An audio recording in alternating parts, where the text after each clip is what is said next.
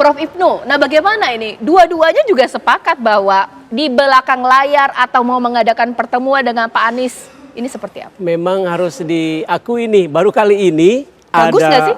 ada namanya, ada kontestasi politik kok dukung-mendukung. Oke. Kalau dulu selalu ada tesa, antitesa. Ini enggak. Ini ada tesa seperti didukung, ada apa ya? Dua kubu lagi yang mendukungnya. Ridho Positif maupun kan? sebetulnya ini apakah ini mencerminkan keadaban politik yang lebih modern? Inilah Indonesia akhirnya saling menghargai pemimpin terdahulunya. Selama ini kan enggak. Ya. Pemimpin terdahulunya salah, akulah yang paling hebat. Kali ini kok ada apa ya? Apakah ini keadaban politik, Mbak Caca, atau kekurang kreatifan berpolitik? Oke. Kurang kreatif mencari Ya. isu-isu kampanye. Ya. Udah kalah semua nih dengan pendahulunya. Kan ngeri juga kalau tidak ada inovasi jadinya kan. Bang Ciko Ya, ditanggapi kayak gitu. langsung. Mbak Ciko Positifnya pasti iya, nggak setuju keadaban lagi nih. politik.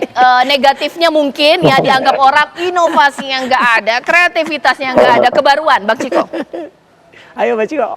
Ya, yang pertama, ya saya setuju dengan statement yang pertama terkait dengan keadaban politik, dan itu juga yang ingin dikedepankan di masa kampanye ini oleh tim kami. Itu kenapa salah satu alasannya kami bersepakat untuk mendukung Cak Lontong untuk sebagai ketua tim. Dan kita ingin menunjukkan secara simbolis juga bahwa politik yang akan kita laksanakan, kampanye yang akan kita galang adalah kampanye yang merangkul, kampanye yang betul-betul adem, ayem, tidak seperti yang terjadi sebelum-sebelumnya, dan itu yang kami ingin kedepankan. Yang kedua, tetapi ada ketidaksetujuan terkait soal kreativitas. Nanti pada saatnya Pak Ibnu akan melihat program-program kami yang luar biasa, yang justru walaupun memang melanjutkan apa dari gubernur-gubernur terdahulu, tapi itu hanya sekitar 20%, dan 80% adalah program-program yang unik to our pemikiran Bang Pram, Mas Pram dan Bang Rano Karno. Tetapi saya ingin menambahkan bahwa memang yang menjadi masalah bukan hanya di Pilkada Jakarta atau di pemerintahan Kota Jakarta, tetapi juga seluruh Indonesia ada permasalahan terkait dengan gubernur ya atau kepala daerah yang current itu selalu mencoba mengubur legacy kepala daerah sebelumnya. Dan ini harus dihentikan. Kenapa? Itu artinya membuat pembangunan menjadi mandek, dan sehingga tata kota dan plan yang sudah direncanakan sebelum-sebelumnya, karena master plan itu kan panjang jalannya, nggak bisa berubah-berubah setiap 5 tahun, itu akhirnya buyar, sehingga pembangunan kota atau daerahnya itu terhambat. Ya, sekarang saya sudah tersambung dengan Mas Usama atau Mas Semi dari tim Pak Anies Baswedan ini lewat sambungan Zoom ya. Mas Semi, selamat malam, assalamualaikum. Waalaikumsalam, selamat malam Mbak. Bolehlah langsung ditanggapi. Sebenarnya apa yang dimaknai oleh tim Anies Baswedan dengan upaya rencana melanjutkan kebijakan Pak Anies Baswedan? Keadaban politik ya bagus, Pak Anies senang. Atau mungkin nggak kreatif nih, nggak ada kebaruan, seperti apa?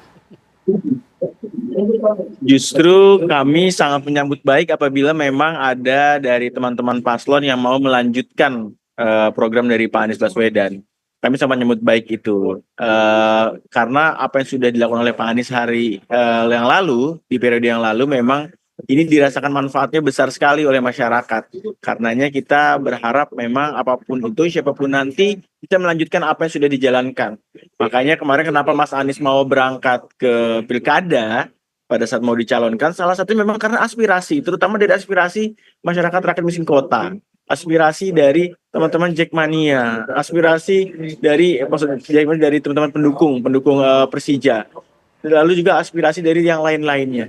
Jadi harapannya memang apa yang sudah baik oleh Mas Anies kemarin dilakukan itu bisa dilanjutkan. Dan memang bila ada yang dirasa belum baik ya silahkan diperbaiki, tapi tidak boleh menyalahi atau melukai hati dari perasaan warga dan masyarakat Jakarta.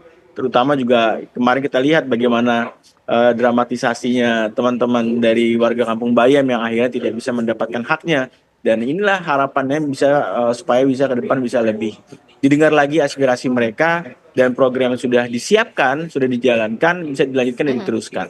Jangan sampai nantinya malah dihentikan atau dihapus gitu ya, karena ada beberapa kecewaan yang mungkin dijalankan oleh PJ Gubernur yang saat ini menjabat, yang akhirnya merubah beberapa hal, mulai dari city brandingnya Jakarta plus Jakarta hilang.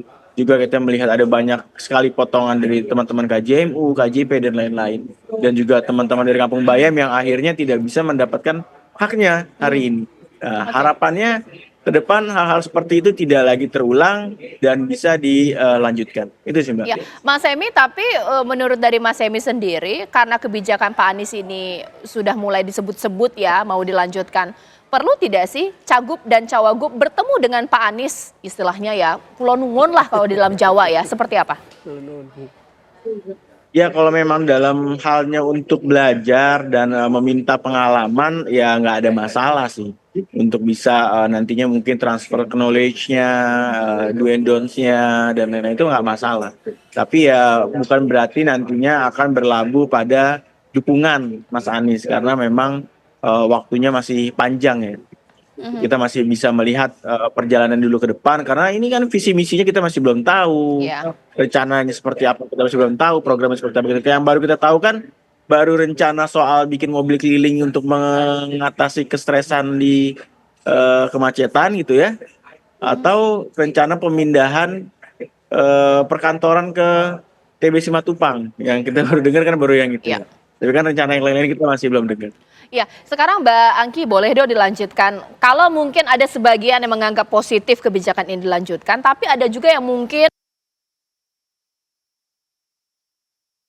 bagaimana kemudian ini kebijakan-kebijakan otentik dari Ridho.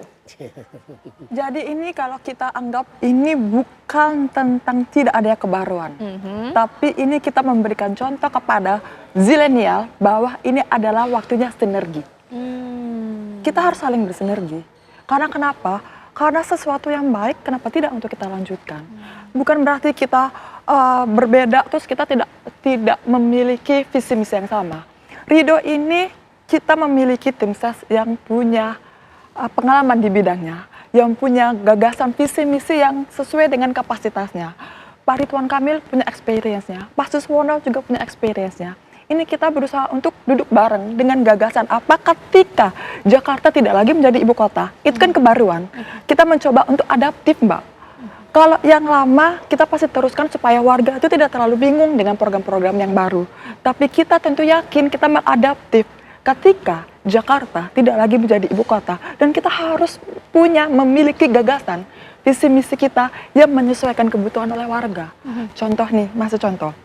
Salah satunya ketika Pak Ridwan Kamil bilang tentang rumah tempat tinggal yang vertikal.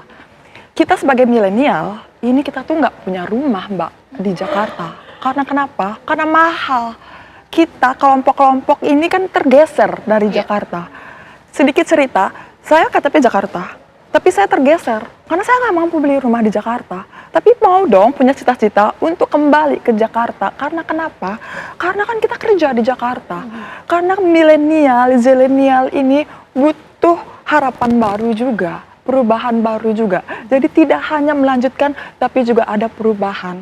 Supaya untuk menuju Indonesia emas di 2045, kita yang zilenial ini punya harapan baru. Karena Jakarta itu di mana kita bekerja untuk kita mendapatkan nafkah kita. Nah, hal itu jadi bukan berarti tidak ada kebaruan, tapi kita sinergi melakukan perubahan dengan melanjutkan hal-hal yang baik. Oke.